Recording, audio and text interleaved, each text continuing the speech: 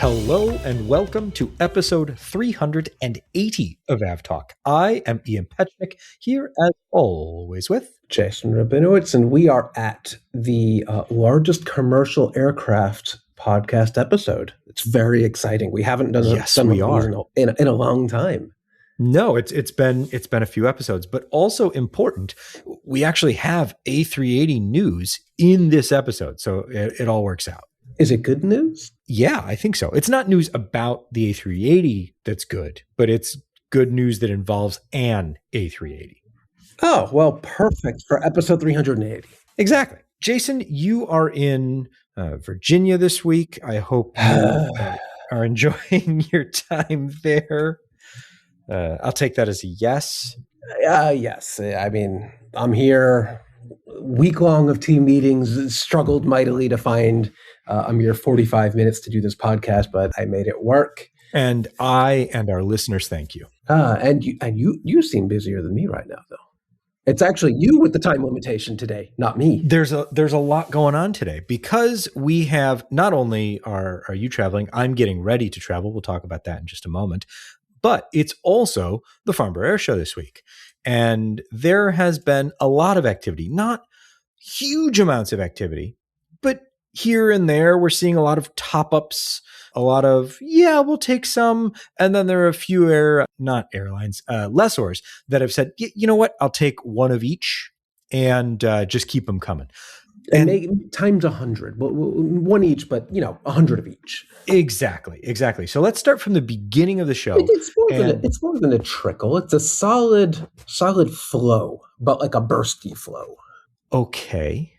I mean, it's not like, one order on day one or three orders on day two. It's right. Pretty consistent, but it has been consistent, but they have not been huge orders. Yeah. Yes. I will agree with that statement. So we started the week off with, as Jason mentioned, 100 of each. So SMBC Aviation ordered 100 of each from Airbus and Boeing. This is on the Airbus side, 65 321s and 35 320s.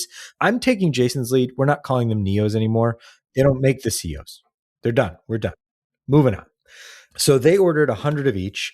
And from the Boeing side, we're looking at 40 MAX 8s and 60 MAX 10s. Really what these are orders for places in line. They are protecting their future as a leasing company. Yes. We need Airbus narrow-body jets. We need Boeing narrow-body jets in our portfolio. It's time for us to top up. We'll put down a small deposit and then have a nice place in line. And then put those slots on the market in 10 years when someone else wants a plane real quick. When you can finally, exactly, and make more money. Riyadh Air firmed up. Let's start with the easy one. They added to their A350 1000 order and added 6 more. They also firmed up an order for 787s, firming up options for 28. Most of those options have now been converted to the larger 787-10. Some of that will come from a previously undisclosed purchase. And if you're lost already, then we'll have a flow chart available at some point. But they're cobbling together a fleet and just continuing to add aircraft. Well, that's one way to do it. Yeah.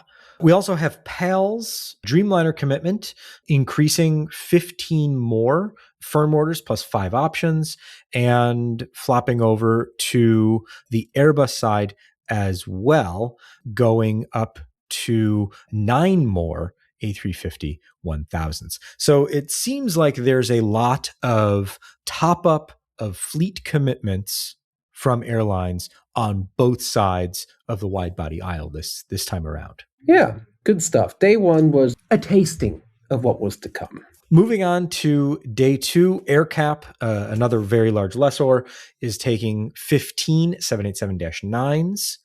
Uganda Airlines announced 4 737-8 Maxes and 4 787-9s. So that's super interesting. One might consider this them giving up on the A330-800, perhaps?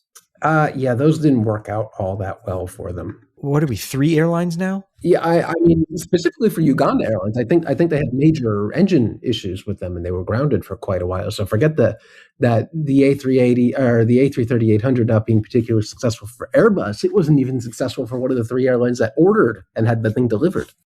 Yeah. And the third, Kuwait being the third airline there. So not great. And nothing's going their way right now. Nothing is going their way. But actually, looking at the numbers, this is off topic, but Kuwait's doing fairly well before this week. I will look at the numbers from this week, after this week, and possibly revise my statement on the next episode. It was a good second day of the show for Embraer. Abra Group, based in South America, owner of GOL, Avianca, and Wamos, finally placed an order for Embraer E-Jets, signing up for 20 E195 E2s, and also taking options for 10. And that is their first E-Jet order. So good for them. And frankly, it's about time. Yeah, there were some other orders. I think, did you mention the Shohin Airlines? I have not gotten there yet. No. Oh, well, excuse me. I beat you to the point. Continue. You did. So Shohin Airlines, which is based in Tajikistan, ordered 4 A320neos. Sorry, 320neo family. I don't think the 320 family. We don't say the neo is silent, remember? I'm working on it. I believe it is split 2 and 2.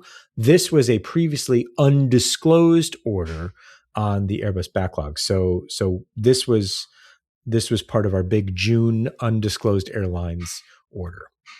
More top-ups, Luxair, 2 737-10s. Let's see, who else? Some good cargo conversion orders here, as well as new cargo orders. MSC Air Cargo, which currently operates 777 freighters, has ordered 5 777-8 freighters. And they relatively recently, they only launched their air cargo operation in 2022. So really standing up on the heels of kind of the COVID air cargo explosion, seeing a market there and then saying, yeah, we need more and we need bigger. Yep. Did we mention AirCap as well? Yes. I think okay. I definitely mentioned AirCap and their order for the 787-9s. They also have the ability to swap those to the larger Dash 10 if they so choose. And then today we have orders from Flynas, Bermuda Air, sorry, as well as, actually, I think those are the 2 big ones from today. So 5, relatively big, 5 A330neos and 20 A321s. They already have both of those types on order. And then Bermuda Air is signing up for 10 A220-300s that was previously disclosed. That might be the, was it previously disclosed?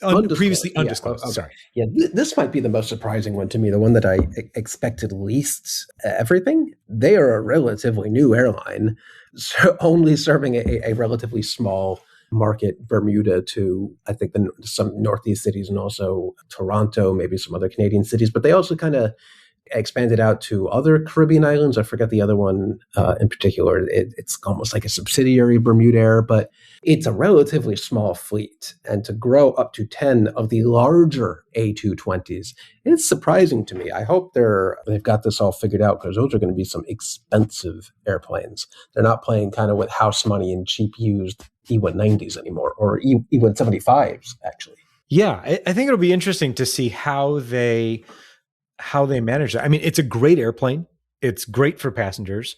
It seems to fit the bill, but yes, introducing some fleet complexity and that's a lot of money. So like Jason said, hopefully they've got the business case behind them to make that go. So far this year, we're at 342 aircraft, which is above the 2024 show, but not quite up to the 2022 show, and nowhere near the pre-COVID airshow orders. 2018, over 1,100 aircraft were ordered at. Well, was 2018 when the Middle East airlines just kind of went nuts and ordered 400 of everything? Yes, please. We will take whatever you have and give them. I don't think we're ever going to see that ever again. No, probably not. But then I guess this also leads us into the larger question of, are these air shows becoming less of an event to make these large orders? We've seen a lot of large orders in the past few years take place outside of these air shows, where historically that wasn't necessarily the case. Yeah, or how many of these orders even already happened and were just undisclosed for days, weeks, or months, and then they just, kind of revealed them at the air show, which is just kind of a nice place where some press is already there and can ask questions that you won't answer. Well, you know who was answering questions the Farnborough Airshow this week? Airbus? Yes, but not where I was going with this. Oh, I skipped the bullet point. Sir Tim Clark, the man loves to answer questions and also just give you answers to questions you haven't asked. And make commentary on baked beans. The 787s, I'll get there. The 787s. No idea what you're getting at there. Jason's been so busy this week that there are so many good things I have slip into the podcast, and he has no idea if I'm serious or not. So the 787s had the terrible teens. There was a collection of early build 787s that required a massive amount of rework and were heavy. They weren't what airlines wanted, and most of them went away very quickly. Well, it seems that the 777-9 will have the terrible 10 or so, possibly 11. Still waiting to see how you incorporate baked beans into 777Xs are not great at the moment, but continue. Not even what I'm incorporating. It's a direct quote. So Sir Tim Clark says this week that Emirates is not going to take the first 10 or so 777-9s that have been built for that airline. By no means are they walking away from their commitment. They still have, I think, 270 on order. So they're going to take a lot of these massive airplanes, just not the ones that were built starting in about 2019 that have been sitting around for years. Tim Clark says that it would be better to just turn those into tins of baked beans. Oh, so we're not turning the 777X into baked beans themselves, but things that can hold. I mean, typically the reference here is beer cans. I guess Emirates didn't want to. Or maybe Sir Tim Clark just really likes baked beans. Baked beans are great. Hobos can attest to that, and all the way up to Sir Tim Clark. Everyone loves. But it's the first time I've heard that reference of turning aluminum into baked bean cans. We're going to have to keep that reference in our back pocket for when we need it. I think we will. So Emirates says, no, we're not going to take those. Boeing's going to have to figure out what to do with those. Those aircraft have been reworked and reworked again and reworked again. And our good friend John Ostrower over at the Air Current reporting late last week that one 777X has already been scrapped. It required so much work that Boeing just said, you know what? We're just going to take it apart. And now it almost puts into perspective that like a 10-year-old A220 being disassembled for its parts, like, hey, at least that had like a decade of service-ish, give or take. This aircraft never made it off the flight line, which is... yeah, that's not great, but none of the I guess a couple terrible teens also suffered the same fate, right? A couple terrible teens were also dismantled. A couple of them went to VVIP configurations where the price of fuel and the weight penalty doesn't really matter. Mexican Air Force One, that's right. Which is now the Tajikistan Air Force One or presidential aircraft. But we'll see what happens. Emirates says it still expects its first 777-9 to enter service in the second quarter of 2027. And yeah, we'll see that aircraft soon. On the non-airline yet side of things, the A380 is back in the news because Airbus unveiled its A380 Flight Lab that will support the CFM Rise open fan engine test campaign. That particular aircraft has paint job has been unveiled. Airbus put out some information about that. And for its part, GE Aerospace and CFM say they are planning to put this engine into flight testing by the end of this year. So CFM Rise is the unducted fan, correct? Right. I feel like we have heard of plans for the A380 to host a great number of things to go flying with, whether it's hydrogen-powered engines or some sort of other engine or the CFM Rise platform itself, and they never actually happen. We get a rendering, and then it never happens. But this is a pretty short window between now and the end of the year for this thing to actually be flight testing. So could this be the one that we actually see happen? That'd be... Well, the aircraft is actually undergoing modifications. So the A380 is actually undergoing modifications. It flew last week to an MRO where it will begin to start to look like the Rise platform, where they can attach the CFM Rise open fan engine. And they are also going to give it a nice special livery, which we can put a link in the show notes. And then all of the other testing that goes on before that is finishing up. So this is something that seems like it is progressing pretty quickly towards first flight. So hoping that they can keep that schedule on for the rest of the year, because I would absolutely love to see that aircraft carrying around the unducted fan. So that'll be great to see. And then lastly, from Farnborough, we have the Wings of Tomorrow, Jason. Sounds like a great movie. It does sound like a great movie. This particular thing might not be a full-length feature film, but is the beginning steps to get to the next narrow body from Airbus. So Airbus is going to take an A320neo and fly it next year with simulated, fully extended folding wingtips. Boeing called. It wants its thing back. Well, it's a good idea, I guess. They're going to have to steal it. So this will fly not with folding wings, but with simulated folding wingtips. They're going to ground test all of the mechanisms and everything at the same time, but not on the actual aircraft. But why? This is for testing for a new wide body aircraft where it has a wider this is for wingspan. the narrow body aircraft. This is for the new narrow body aircraft. So a new narrow body aircraft that would have a wider wingspan where they then need to claw back that added space, so they'd go to folding wingtips? Correct. So it would be kind of a blended wingtip on a narrow body. Yes, exactly. A very long, thin, narrow wing. So they're going to test different geometries. They're going to test a variety of thicknesses, lengths, things like that. So look for that flying test program to begin in the second half of next year. So there's going to be some interesting stuff flying around out of Toulouse.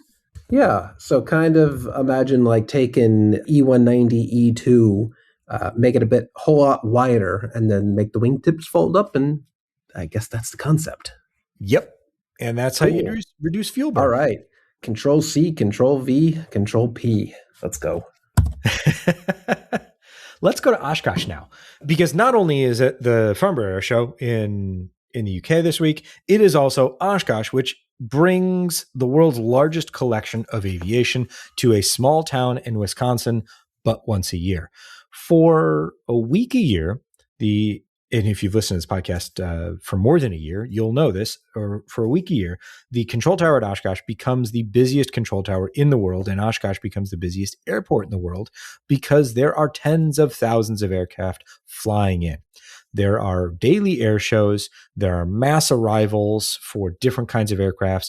There are everything from ultralights and helicopters to seaplanes, to large commercial aircraft that just sort of wander in, stick around for the day, and then wander back out.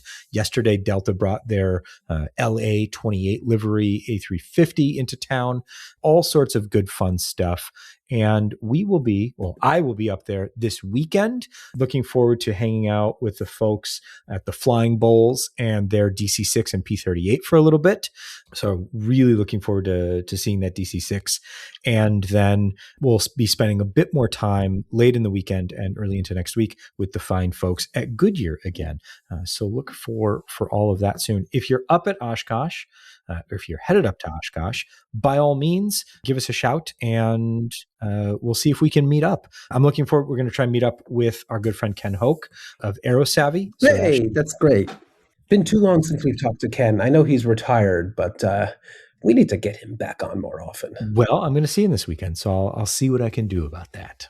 So if you're around, by all means, give us a shout. You can email us, podcast@fr24.com, or you can just give us a shout on social media, and I'll be checking all of that and hope to see many of you up there. Jason, it's not just air show news this week. There's other stuff going on, unfortunately. I don't believe you. That's never the case. And some of it not so good. Some of it can be good. Some of it can be good. Some of it will be good. But the things that we're about to talk about right now, not so good. Spanish investigators are probing a TCAS resolution advisory that fired over the Atlantic Ocean off the coast of Western Sahara between an Iberia and Air Europa flight. Those aircraft were flying at the same altitude, 36,000 feet, on the same airway, November 857. The TCAS resolution advisory fired, and Iberia was warned to descend. The Air Europa flight was told to climb. They did what they were supposed to do. Everything was fine. But now investigators are wondering how they, in fact, got sequenced onto the same airway in the opposite direction at the same altitude. Hey, that's a great question. A very great question. Shades of, what was it, Brazil with the private jet and Gol way back when unfortunately one of the aircraft had, the private jet had TCAS disabled accidentally. This should not be able to happen. But once again, TCAS saves the freaking day. Once again. We like when TCAS does its job. We don't like when TCAS has to do its job. But it's there, always, most of the time, silently doing its job until it's very loud doing its job. Yes, that's true. But kudos to the pilots for acknowledging the TCAS resolution, following its guidance, and preventing anything terrible from happening. But yeah, I'm looking forward to this investigation because something like this can never happen. Absolutely. Let's talk about an interesting one. A Kalitta Air 777-300ER converted freighter. Ooh, not many of those out there. Was landing in Cincinnati from Brussels and suffered what is technically a tail strike, though having seen the video, I would argue it was more of a VMU test. An unplanned VMU test? If you've seen a VMU test, which is something that happens with, I think, all commercial aircraft during their certification process. Yes. It is a very commercial aircraft. Yes, it is a very dramatic looking test. That is where basically they rotate the aircraft, but they don't lift off, and they smash the tail into the ground a little gently. But it is a very visually stunning test because sparks fly everywhere. This was basically that for a 777-300ER converted freighter, but by accident. Yeah. So they, for whatever reason, we don't know why yet, there was a tail strike on the go around. We don't actually know the reason for the initial go around, But they went around. After the tail strike, the aircraft was fine to fly. They were sequenced back around, and then the tower canceled their approach and canceled their landing clearance, because looking at the track, it looks like they were initially sequenced to land on 36 Center, where that was the runway they were on for the tail strike. Then obviously they're performing an inspection of that runway, and so that runway is closed. They were then cleared for an approach to 36 left. They looked like they were lining up for 36 Center, and then kind of wigwagged over to 36 left, and the tower just waved them on. They canceled their approach clearance, and then they came back around and did it again. So they landed on the third approach. The FAA is investigating. The NTSB has not said anything quite yet, though I guess it'll depend on how much damage the aircraft did in fact receive.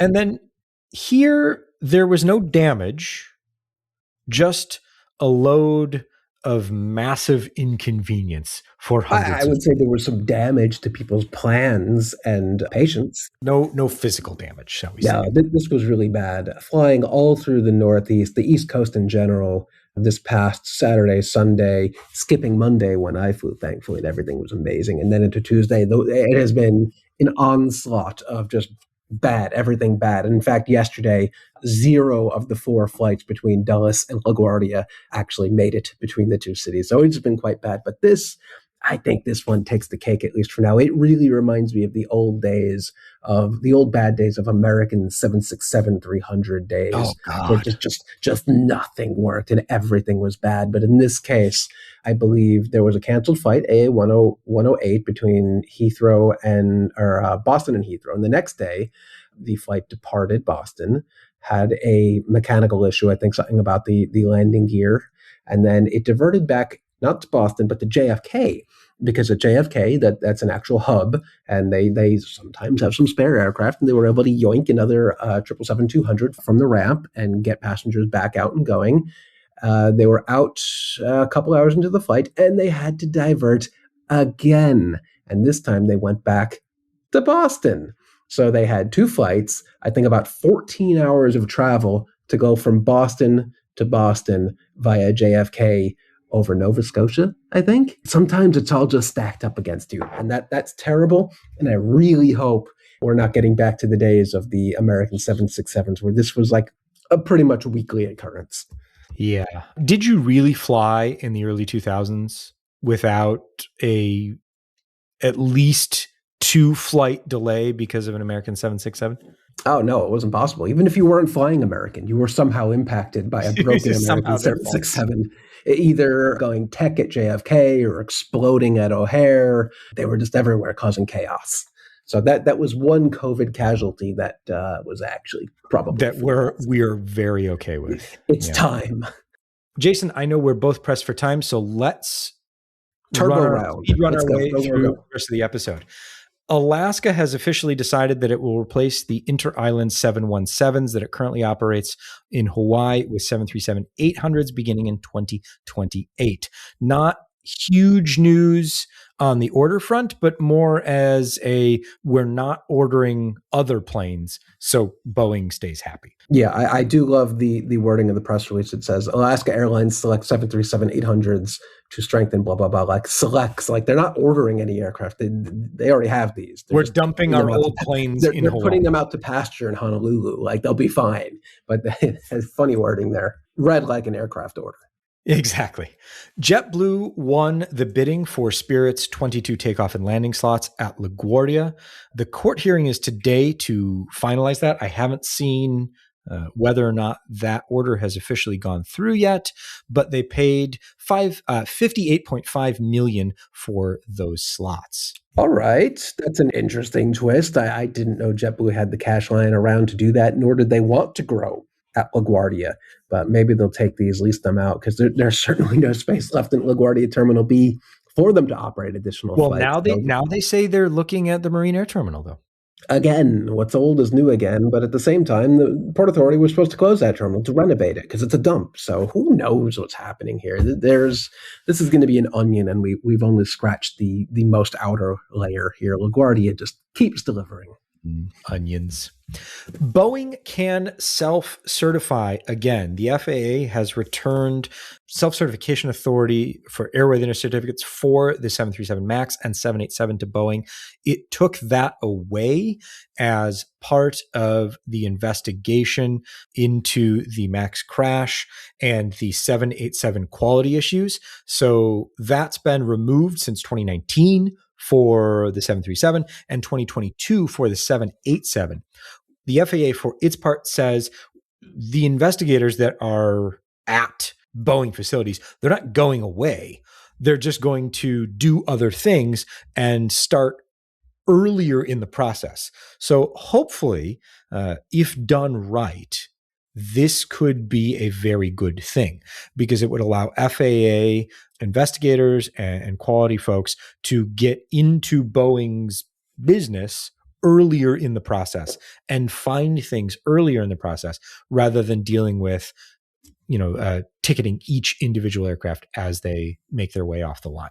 Yes, the FAA now says that Boeing is once again able to tell the difference between a brand new airplane and a can of baked beans, which is a good thing. That's super helpful. That's super helpful. This is a fun one for research, for aviation safety, for everything that I think is cool about being an av geek. Researchers have finally found Clipper Endeavour, which is the Pan Am DC-4 that crashed nearly 75 years ago off the coast of Puerto Rico. In April 1952, the aircraft departed San Juan for New York and crashed shortly after takeoff because of power loss in two of its engines. The captain was able to ditch the aircraft, and investigators determined that most everyone on board likely survived the initial impact. But the aircraft sank so fast that 52 people died in the accident and only 17 survived. This accident's extremely important because it led eventually to what we now know as the mandatory safety briefing before every flight. And investigators using an autonomous underwater vehicle found the wreckage of the aircraft. I didn't even know anyone was looking for it. There's video of the researchers seeing the photos from the underwater drone for the first time. And it's absolutely incredible. I mean, you can see the paint on the fuselage is still there. So very, very cool. And we'll put a link in the show notes to the video of that because it was just fascinating to watch. We talked, Jason, maybe a few months ago about an Iceland air flight that was notable not for how high it flew, but perhaps how low it flew. This was a retirement flight. It was a regular passenger flight, but it was a captain was retiring, and they descended very, very low. To the point where we lost track of it because it went below mountains, so not great. And the Icelandic Transport Authority has determined that captain and first officer conducted this flight not, quote, in compliance with applicable aviation regulations. Yeah, you don't say. There have been consequences, haven't there? There sure have. One of the pilots, the captain who is now retired, has had his license suspended for 24 months. The first officer has had their license suspended for 12 months. Iceland Air has not yet said what, if anything, it will do to the pilots. It would really suck if the airline that you just retired from is like, well, because that, no pension for you. I mean, do stupid things and there are consequences. So I think we probably talked about that exact scenario way back when we initially saw this. I do like that They suspended the license of the pilot that's already retired, so I don't think that really matters. But also that there was recognition that there was also another pilot in that flight deck, and they also got a less severe penalty. But 12 months of having your license suspended, that's a big deal, but probably something they will learn mightily from. Yeah. Oof, that's rough. There are consequences, even if it is your last day on the job. Yes. And Jason, you have an update on our favorite surcharge.